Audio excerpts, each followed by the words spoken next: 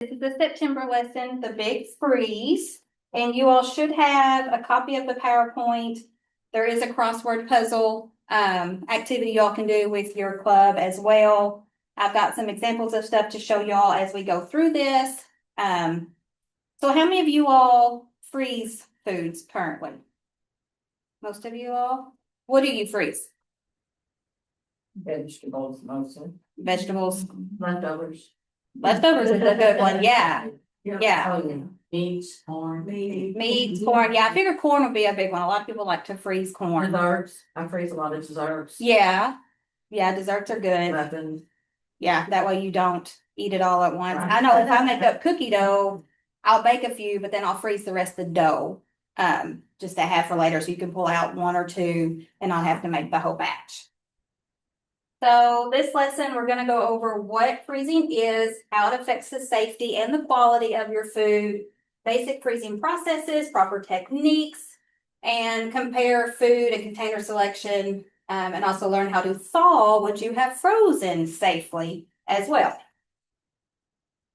So what is freezing? Which is just what it is. We're reducing the temperature of the food to below 0 so that the water inside the food turns to ice. And I did not know this, but small ice crystals form when the temperature is lowered rapidly. So that flash freezing, quickly freezing it is better. Large crystals form when the temperature is lowered slowly. So just as it says, rapid freezing improves the overall quality when thawed. Slow freezing reduces the overall quality. So the smaller the crystals, the better.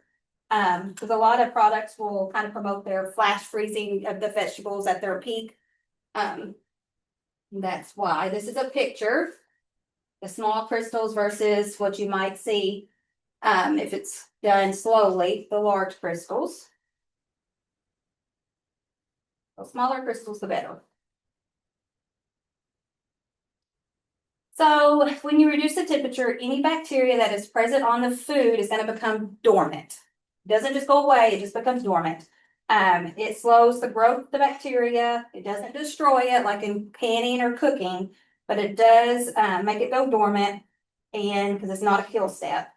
So any bacteria present before freezing are still there once it's thawed, which is why it's very important that when you reheat or cook those foods, you cook it to the proper temperatures to destroy whatever bacteria might be there. How do you all, we'll get into thawing. Not yet, I'll save that question. We'll get to that. Okay. So food safety, of course, is a big part of freezing and thawing. Freezer burn, very common, it happens. It doesn't affect the food safety, but it is the quality of it. It'll lessen if you do have some freezer burn on your food. It'll look kind of brownish gray, maybe even white. You can remove it before you cook it to get rid of it. If you leave it on there when you cook it, it might affect the taste or the flavor a little bit if you leave it on there while it's cooking. But it's not a safety concern. And then of course, botulism is not a concern when freezing. That's more of a concern when you are canning items. That's why important to can stuff on pressure canning like green beans and low acid food, so it gets up to a high enough temperature to kill it. This is kind of a short lesson. I mean, you all can get really into it when you get into what you use to freeze stuff. So obviously the process, you want to cool it before freezing. It helps it freeze quicker, which gives you the smaller ice crystals, which is what you want. Leaving air in the package can lead to the freezer burns. You want to remove as much air as possible, which we'll get into the different things you can use.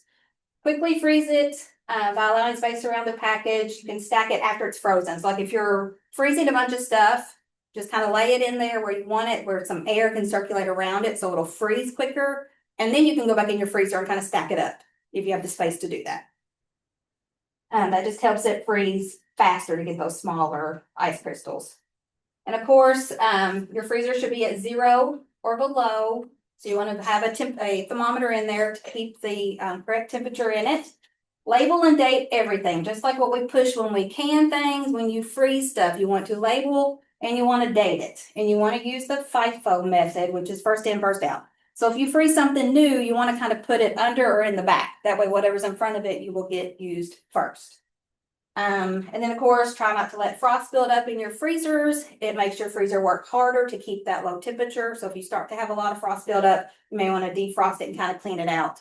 That way it'll not have to work as hard to keep that low temperature and keep everything safe. Let's see. You do have, or you should have, the home freezing basics handout. Try to show it on here too, in your material. If you don't, you can get it at the extension office too. But it goes over the basics of freezing, which is basically what we're going over real quickly in this PowerPoint as well, but everything's kind of laid out. And that is a new updated publication. So proper freezing techniques, you can do some acid treatments on your fruits when you're freezing them. That you can look for in your basics freezing publication, Freezing Fruits, I believe is what it is. There's a freezing fruits and freezing vegetables, which you should hopefully have in your packet as well. Freezing fresh fruits goes over all this information. If you have questions on what you're trying to freeze, it shows you a guide for as far as if you're making a sugar pack, syrup pack, and how to freeze it.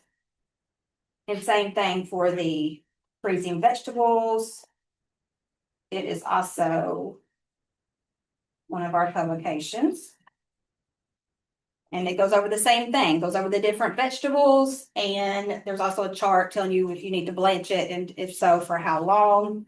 Because that blanching will stop the enzymatic process, so your food will be frozen as it is and not continue to mature.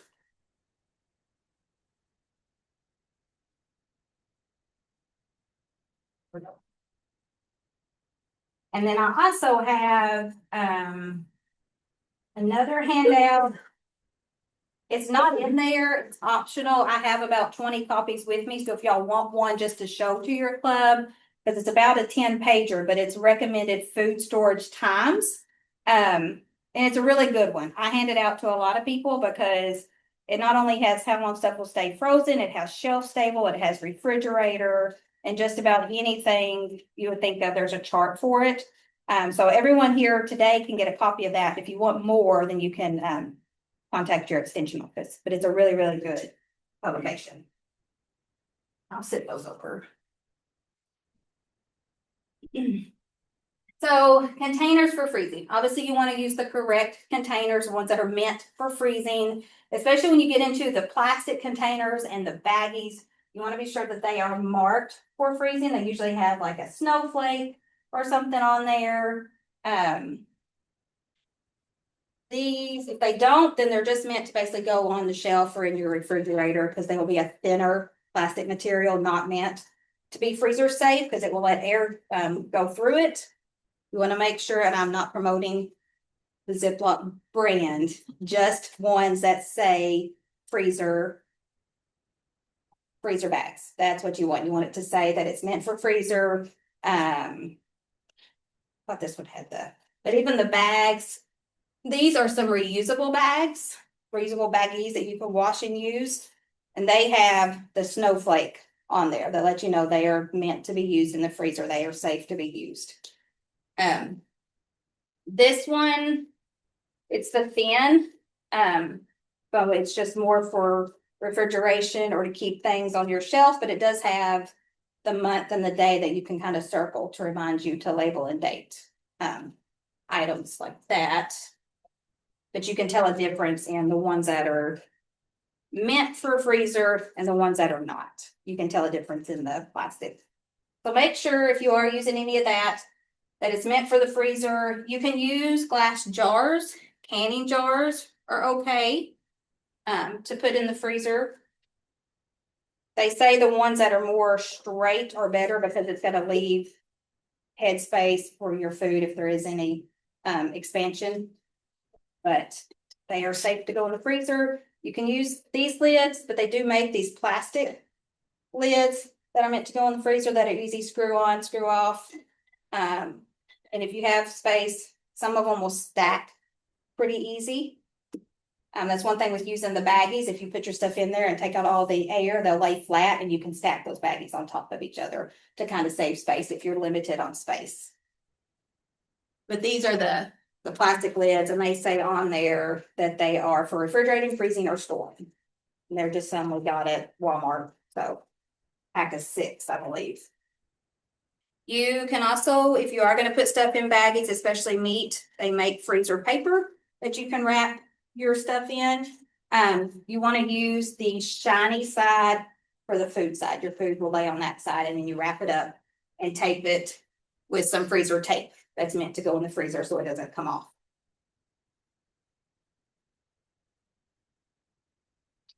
Let's see. What else? Yeah, and that's just the reasons why you use stuff that is meant for freezing. And it's resistant to cracking and oil and just the leak. It's stronger material.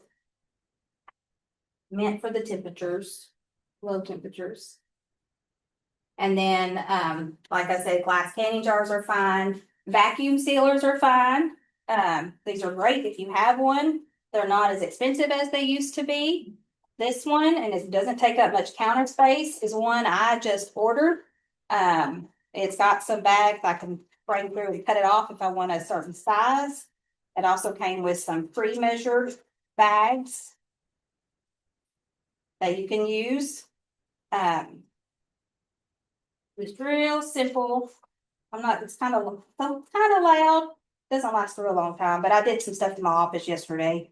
But real simple, you just put it in there and make sure you leave. There is a notch on these bags where you're meant to rip it open once you're gonna get into it and consume it.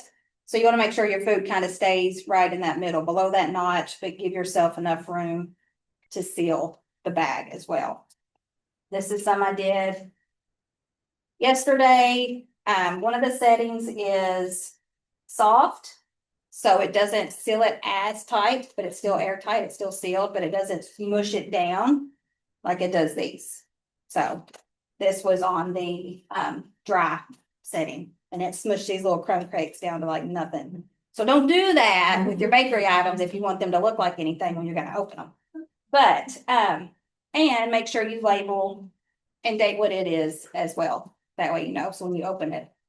But the popcorn worked out okay because there's still some room for it to move around. It didn't totally destroy it.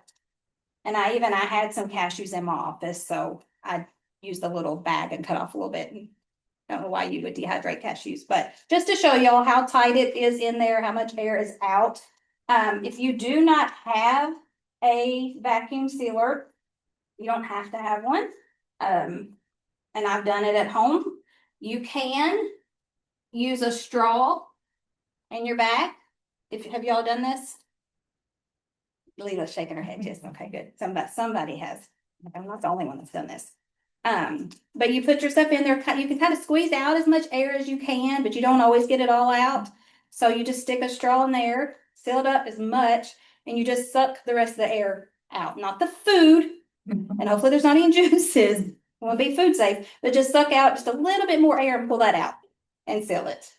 So, and it helps get as much air out as you can, because that's what you want. You want to get as much air out as possible. And do any of y'all have vacuum sealers? Erin? I had one a long time ago. It was Seal O'Neill. It was. Yes, my mom had one way back, like probably 80s, early 90s maybe. Yeah, because I remember her has little pegs that it had certain paper you could only use, bags, and you had to stick it on the pegs and then it would seal. And yeah, it's a little bit bigger than this. But there's all different sizes, all different price ranges on it as well. If you are looking for one, they're much more compact and not as expensive. They also have handheld ones too, if that's more of what you want. Just depends on what you're going to be using it for, and how much you're going to be using it. All right. So obviously, for best quality, vacuum sealer is great. It's going to pull out all the air possible. If you don't have one, remove as much air as you can when you are sealing it. Wrap food tightly. before placing it in the container, plastic wrap, the freezer paper is great, just to keep an extra layer of protection. If you're freezing fish, they say freeze it in water. That way then when you thaw it, it just thaws out in water and doesn't break apart. I've not personally done it, but it's what's recommended. Freezer paper, freezer tape, leave headspace if you are filling containers. The straight sided glass canning jars are what's preferred, other than the ones that kind of go a little more narrow. You can, do any of y'all freeze small amounts in ice trays, like little herbs, or some people do like avocado and stuff, that way when you pop it out, you just get your one little I've done serving. pesto when I've made pesto. Yeah, Actually, I've got some little square containers I got at Walmart that are the size of ice cubes. And it's got a plastic lid that fits over and it's silicone, so you can just pop so it you right could, out. yeah, so they make, yeah, you can use things made for it. Ice trays work because you can just pop out sauces and stuff, like if you're just gonna make a little bit, if you've made a bunch of sauce, you can freeze it in smaller ice trays or just smaller containers as well. See. Right. So there are some foods that do not freeze well. It's listed in there, especially in that publication with recommended food storage times. It will say if it freezes well or not. It'll say in those other publications, but obviously stuff that's a lot of watery, your celery, your cabbage, cucumbers, salad greens, radishes don't typically freeze well because they're just pretty much going to be mush when you do thaw them out. Now, depending on what you're going to use it for, like tomatoes, you can pop those out and use those in sauces, use them in soups if you're not going for the look of anything. It's great to freeze. Soft, creamy foods like mayonnaise, pudding, some egg dishes, noodles obviously are going to be just kind of fall apart once you reheat them. But so all that's listed. Fried foods don't freeze well unless you're going to bring them out and pop them in like the air fryer or something to kind of re-crisp them. Then that would work. I freeze casseroles with noodles like baked ziti. I just made a big pan of that and froze Yeah. that, and it's fine. Do they, and I think the noodle type depends too. Yeah, Like the egg noodles, the thinner noodles, yeah. but also if you don't cook them completely to where they're too soft, if you do them more on the, I've done ziti and I've done penne, pasta, Yeah. and spaghetti and elbow macaroni and all of those. Pretty Yeah. fine. And it depends on how you heat them up too. yes, yeah. So I'm not saying it can't be done. It's just saying I they're just do not. trial and error if I want Yeah. to see how something's gonna freeze. Yeah, but especially like the peanut pasta, the bigger, thicker, I think it's a little bit thicker. Yeah. Will freeze a little bit better. But yeah. And some people like we like our noodles kind of soft anyways. So, and in a casserole, it all just goes together. So yeah. But yeah, you mentioned leftovers. A lot of people do casseroles and they'll freeze half of it or part of it or whatever, and it's fine. Just make sure you label and date it. And let's see. So thawing. How do you all thaw foods? Refrigerator. Everybody, what? Go ahead and say it, Laurel. Microwaves. It's okay. That's okay. It's not what I thought you were going to say. Sharon. He doesn't put ours in water. Okay, that's good. Yes. Yes. Do you change the water? No, just put the clean water in there and just put it down in there and let it go. Cold or hot? Oh, Cold or hot? Water. Good. It's supposed to be running water technically. Yeah. But if you put it in, cold water, because some people are like, oh, I'm gonna run it under hot water because you think it's gonna thaw out faster. No, cold water. They say you can put it in a bowl. We'll do that a lot at home with meat. Put it in a bowl with cold water. And then you're supposed to change it out every 30 minutes because it's gonna, well, with cold, so it won't get real warm. But you're just supposed to change it out, fresh water every 30 minutes. Sometimes it's thawed in 30 minutes and you don't have to because doing that is very. Do it. like a bully and hot dog. Yeah, they'll thaw pretty quick. But yes, best method is in the refrigerator, which takes a little planning. Put it out the night before. Freezer to the refrigerator. That's the best. And especially if it's meat or anything really, if you could set it on a plate or some paper towels or something just so when it falls, any liquid or stuff won't spread anywhere. Cool running water, run it over it. If you can put it in a bowl, but change it out. It's faster than the refrigerator. So if you did not plan ahead, that's okay. Just take it to your sink with some cool running water. Microwave is fine. Just make sure you use the defrost button or your lowest temperature setting because you don't want it to cook because it will start to cook if it's been in there too long or too high of heat. So you want to use that and then obviously take it straight to the pan or oven or whatever you're doing with it. As soon as you thaw it in the microwave, cook it directly. I thought, and I'm glad nobody said it, that they thought on their counter, or they're just not going to say it because they know it's not the correct way. You're not going to say it when it's being recorded. Thawing it on the counter or thawing it outside in the sunshine or any of that type of stuff. Do not do that. You want to keep it either fridge, running water method, or microwave in the pinch too. But yeah, not out on your counter for hours. Although I know people have done it. But it's been very common because people just sit out and be like, well, it's at room temperature. It's got all day to thaw out, right? So, but not the way to do it. Refrigerator, cool running water, microwave. But you want to make sure it's safe when you prepare it to be frozen. It's safe while it's being froze. And then when you bring it out to thaw it and prepare it, that we continue to keep the food safe. So, told y'all it's a pretty quick lesson. You all are welcome to look at the items I have up here if you have questions or comments.